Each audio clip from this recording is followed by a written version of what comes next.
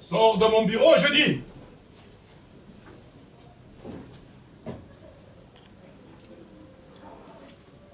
Oui, monsieur, je vais sortir. Je vais sortir. Vous m'avez chassé de votre entreprise. Je m'incline. Séparons-nous alors à l'amiable.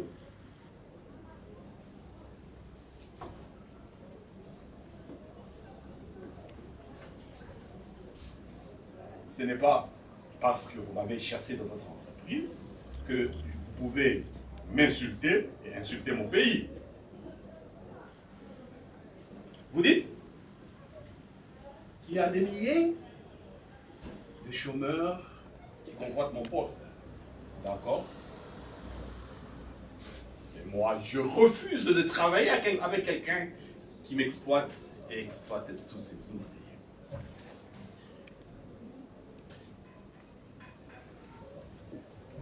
Vous dites que je ne peux rien contre vous, même si c'est dans mon pays, parce que vous avez dans votre poche toutes les autorités.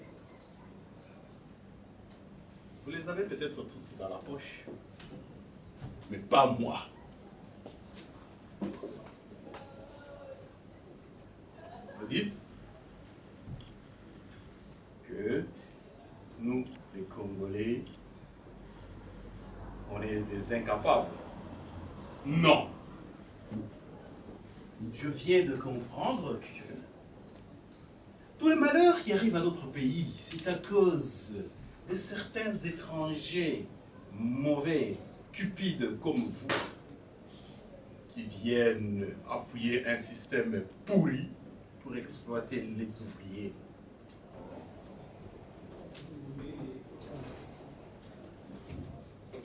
Je préfère rester chômeur que de pactiser avec quelqu'un qui m'exploite et exploite tous mes compatriotes.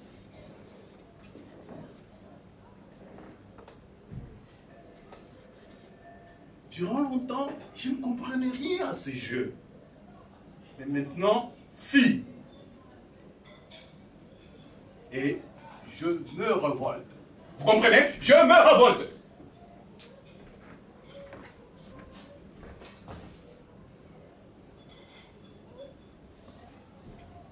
Et je vous promets que je ferai tout pour que tout le monde le sache. Vous vous en doutez? Ça va? Je vous donne rendez-vous dans quelques mois. Nous allons voir entre vous et moi qui a raison. Dans d'autres circonstances, je l'aurais... Calme.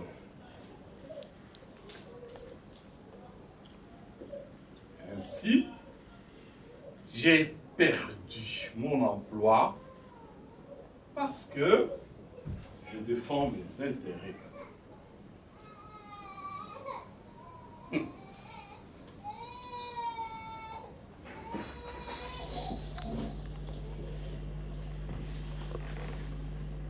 Et nous traiter d'incapables.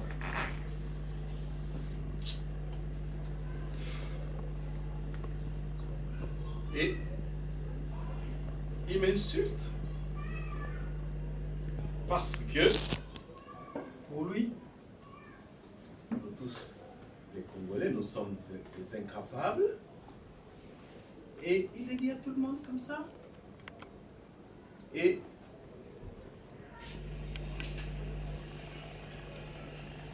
là, hein, il est allé trop loin. Et rien que pour ça, il m'aura sur son chemin.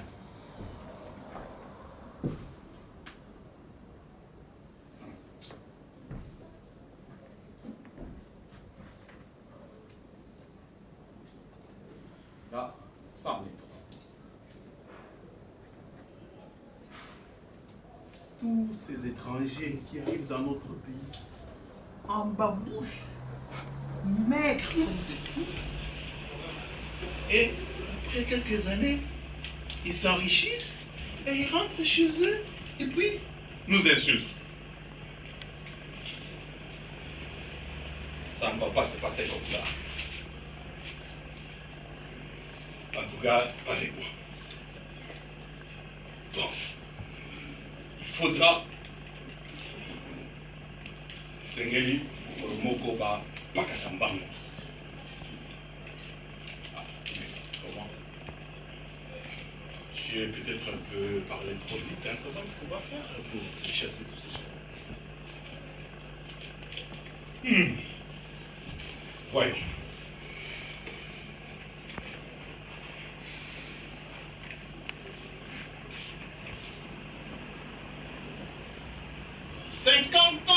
Après l'indépendance, qu'avez-vous fait de votre pays? 100 ans de régression.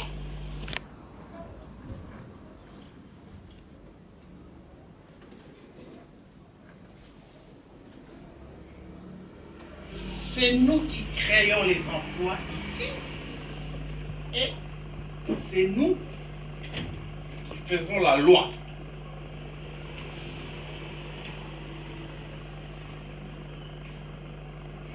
Allez quitter votre pays, fuyez, comme tous ceux qui fuient le pays et qui fuiront toujours le pays. Et nous, on vient dans votre pays, on s'enrichit sur votre dos.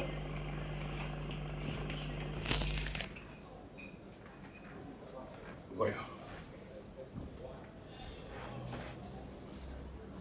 Dans tout ce qu'il a dit, il y a peut-être quelque chose de bien. Vérifions un peu. Il dit 50 ans de régression. Voyons. Depuis 50 ans, dans notre pays, est-ce que 50 ans après, les gens mangent-ils mieux? Depuis 50 ans, dans notre pays, est-ce qu'il y a plus de gens qui ont accès à l'énergie électrique? Depuis 50 ans, est-ce qu'il y a plus de gens qui ont accès à l'eau courante? Est-ce qu'il y a plus de gens qui ont accès à des meilleurs soins de santé? Depuis 50 ans, est-ce que le transport s'est amélioré? Est-ce que les gens s'expriment un peu plus dans la... Est-ce que les gens ont accès à une information diversifiée?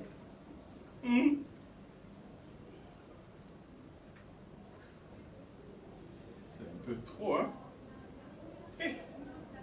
Ainsi, j'ai travaillé durant des années sans jeter un coup d'œil à le passé, sans un projet pour l'avenir. Donc, j'étais incapable de voir, j'étais incapable de réagir.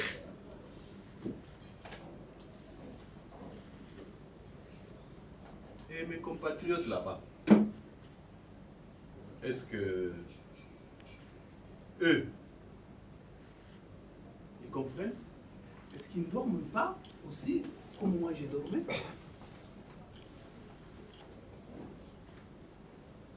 Ah, ils dorment.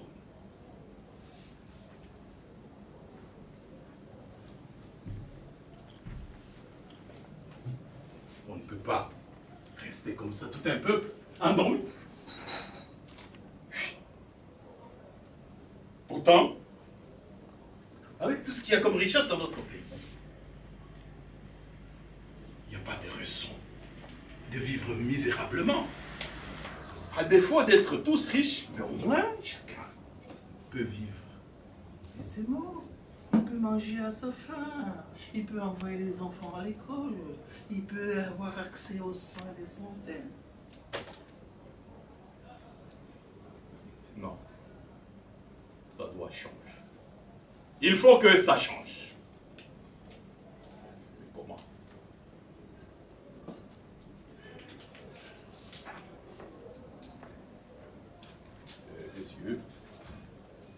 monsieur.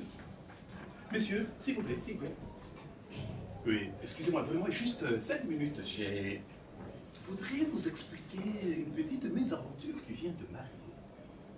Vous êtes pressé? Oui, je sais, je vois que vous êtes pressé. Vous allez travailler? Non. Ah, vous avez juste rendez-vous avec un ami pour qu'il vous dépanne un peu. Bon, écoutez-moi, juste une minute. Merci. Depuis quelques années, j'ai travaillé chez un expatrié qui était venu chez nous en bas bouche. Maigre comme ça. Après un temps, j'ai vu qu'il s'enrichissait de plus en plus. Et pendant ce temps, nous, les ouvriers, nous avions à peine de quoi nouer les deux bouts du monde. Et ce matin, je suis allé le voir. Je lui ai posé mon problème. Il m'a mis dehors. Et en prime, il m'a insulté. Vous êtes pressé? Attendez, tout le monde, juste une minute, je termine, comme ça vous me donnez votre point de vue. Il est pressé.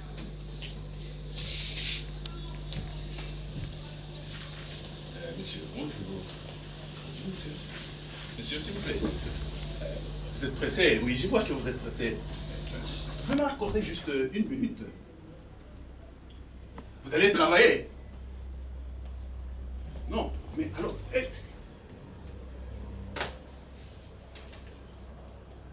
Il est pressé.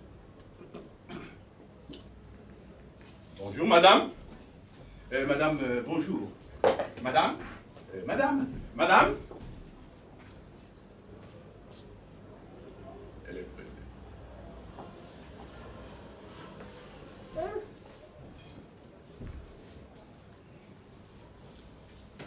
Ils sont tous pressés.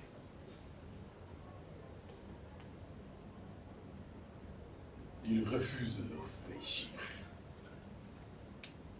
Pourtant, ils souffrent comme moi. Je souffre. Ils souffrent. Nous souffrons. Est-ce qu'il n'y a que moi qui doivent réfléchir? Si je dois être le seul à réfléchir, ça ne sert à rien. Parce que nous souffrons tous.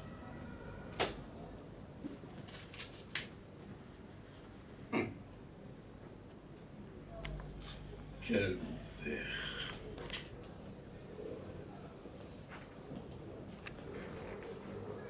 Ah. Oui, je vois. C'est la misère. Si j'avais de l'argent et que je leur en donne un peu, il s'arrêterait? Oui, je pense qu'il s'arrêterait. Si j'ai un peu d'argent et que je leur en donnais, ils m'écouteraient? Oui, je pense qu'ils m'écouteraient. Si j'ai un peu d'argent et que je leur en donnais, est-ce qu'ils me suivraient? Est-ce qu'il me suivrait? Oui, je pense qu'il me suivrait. Donc, il faut de l'argent. Il faut de l'argent. Aïe, il faut de l'argent. Mais comment je vais gagner ça? Oh, comment je vais gagner l'argent? Comment je vais gagner l'argent?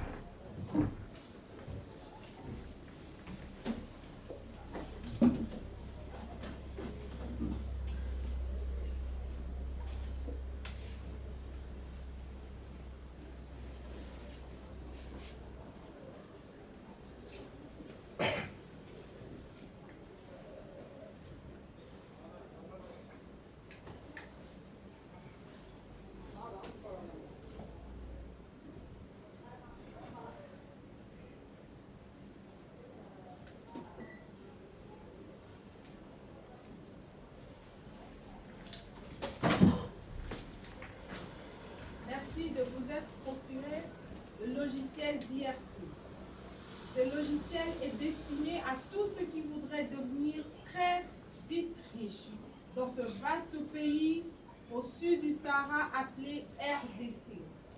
Pour commencer, introduisez le préfixe téléphonique international de votre pays d'origine. Désolé. Ting tong ting. Ting ting tong. Tong tong ting. Tatam. Désolé. Le numéro 00243 n'est pas répertorié. C'est le préfixe de la RD Congo. Merci et au revoir. Oh, c'est pas possible. On ne peut donc pas se faire passer pour un. On va vérifier le champ de logiciel, quoi. Ting ting tong. T'entends?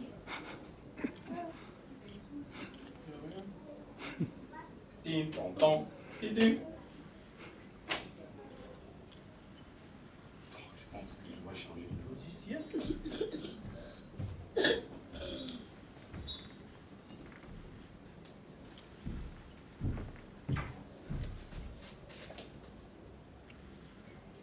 Merci de vous être procuré le logiciel DRC. Ce logiciel est expérimental. Il est destiné à un petit nombre de Congolais qui voudraient devenir riches, très riches dans ce vaste pays au sud du Sahara. Pour commencer, introduisez le code à 11 chiffres qui se trouve sur la boîte. Ting tong ting. Tong tong ting. Ting ting tong. Tatam. Bienvenue. Nous allons réaliser ensemble un travail d'environ 1 heure. Tout ce travail sera enregistré sous forme d'une vidéo. Et ce travail consiste à détecter 3 choses. Votre identité profonde, au-delà de vos apparences, qui êtes-vous réellement? Votre parcours. Pourquoi êtes-vous resté pauvre? Vos atouts. Qu'est-ce qui pourrait vous aider à réaliser votre rêve, à savoir accéder rapidement à la richesse? Autrement dit, qu'est-ce qui pourrait vous empêcher de devenir riche? Un support multimédia de ce travail vous sera remis à la fin, comme aide-mémoire. Voici. Ouais. Je pense que je dois me présenter. Bonjour et merci de m'avoir accueilli pour ce logiciel d'IRC. Je m'appelle Lokiton. Je veux devenir riche.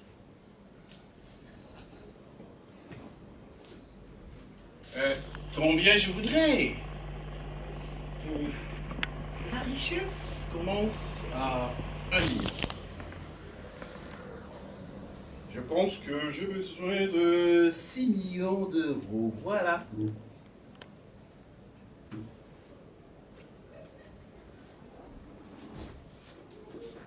Ce que j'en ferai, eh bien, la plus grosse partie, je vais l'employer pour réveiller mes compatriotes qui dorment. Et leur faire comprendre que dans ce grand pays qu'est la RD Congo, il n'est pas normal de mourir de faim. Il n'est pas normal de souffrir.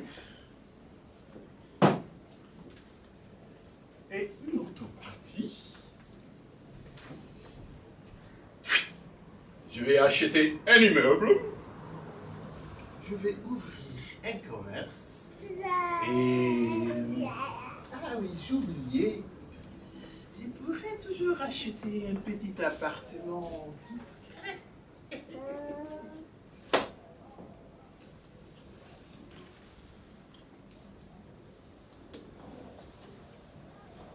Tu donnes pas?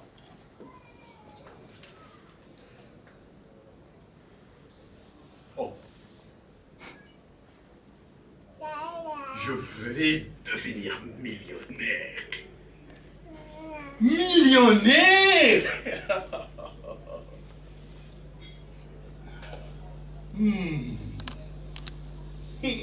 Millionnaire.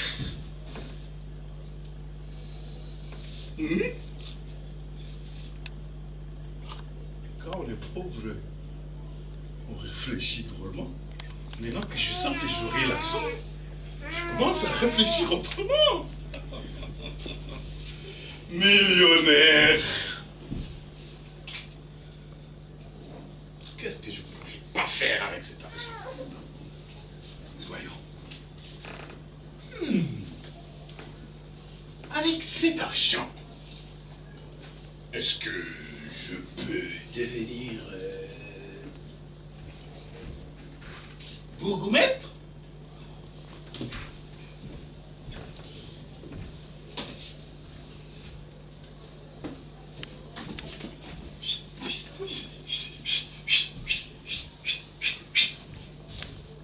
Oui!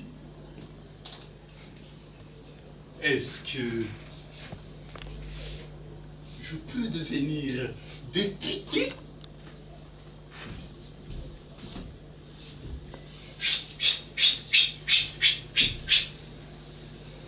Oui! Ah! Avec cet argent, est-ce que je peux devenir gouverneur de province?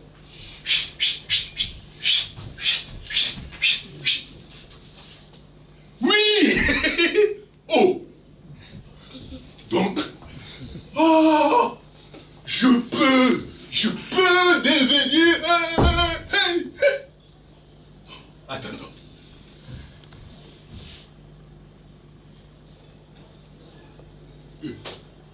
Il donne pas.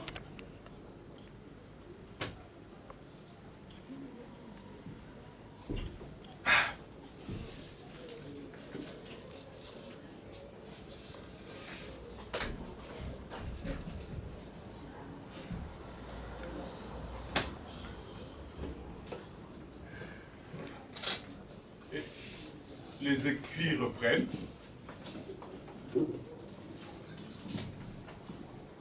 Pourquoi n'avez-vous jamais fait dans votre vie? Est-ce que vous avez déjà gagné beaucoup d'argent? Bon, avec les boulots mal payés ou pas payés du tout, autant que ma mémoire est fidèle, je n'ai jamais gagné beaucoup d'argent. Et gagner un gros pactole comme ça? Non! Oui, tu vois, pourquoi? Eh bien, parce que dans mon pays, la RD Congo, si vous voulez devenir riche, il faut être politicien, piller la caisse de l'État, voler, se faire corrompre, monnayer tous les services, se mettre sous la botte de quelques étrangers mafieux et sans scrupules, trahir, et même aussi malheureusement tuer. Avec mon éducation et mes principes, non, je ne peux pas. Et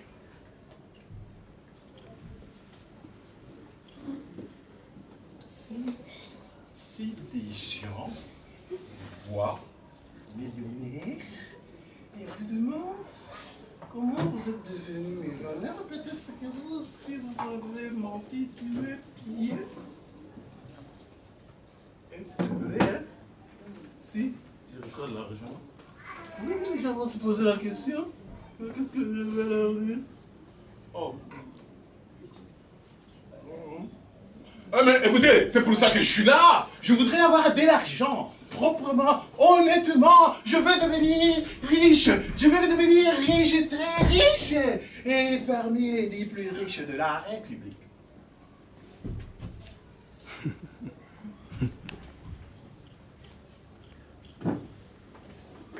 Oh. Il donne pas.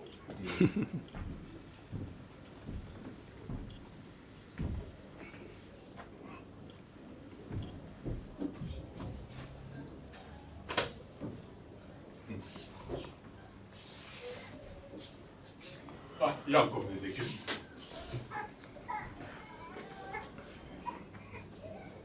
Est-ce que vous connaissez beaucoup de gens? Oui, je connais beaucoup de gens. Beaucoup de gens. Je connais beaucoup de gens. Est-ce que vous pouvez parler de tous les gens que vous connaissez? Bon, enfin, il est curieux là. Et que je lui parle de tous les gens que je connais. Vous voulez que je commence par qui? Vous parlez de ma femme? Bon.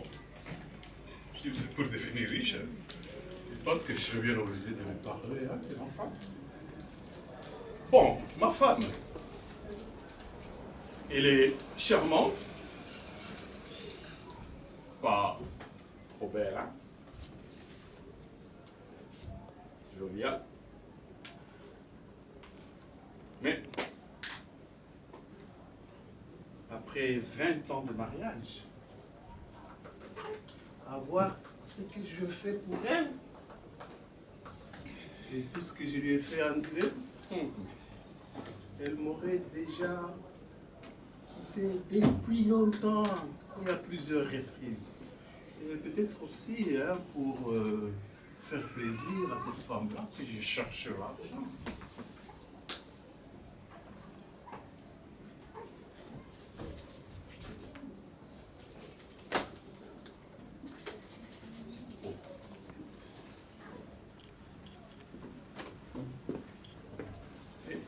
Pourquoi est-ce qu'il veut connaître tout ça? Pourquoi est-ce qu'il veut connaître les petits secrets de ma femme? Ah oui, hein, peut-être à cause du poids des femmes dans le couple. Avoir l'histoire de certaines femmes qui sont de véritables romances et qui sont capables de faire tomber des grands messieurs très puissants. C'est peut-être pour ça qu'il faudrait que je parle de ma femme. Ah oui. Les femmes. Comme la femme du coin là. Ah. Elle veut tout savoir de tout le monde, tout le temps.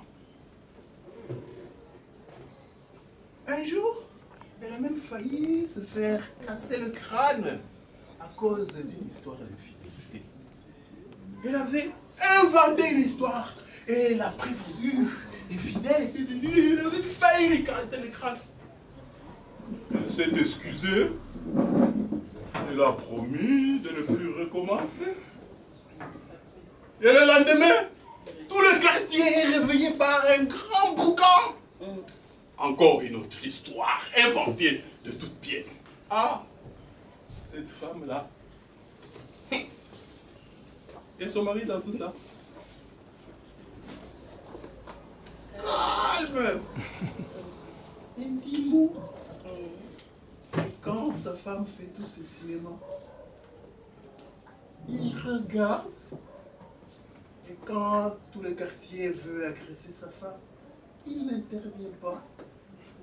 Et à un moment, tout doucement, il se retire dans la maison. Et vous croyez que toutes les autres femmes, avec ça, elles ne font plus confiance à cette femme-là? Que du contraire! Chaque matin, chacune vient lui raconter ses petites aventures, ses problèmes conjugaux. Ah, cette femme-là, elle n'arrête pas de colporter.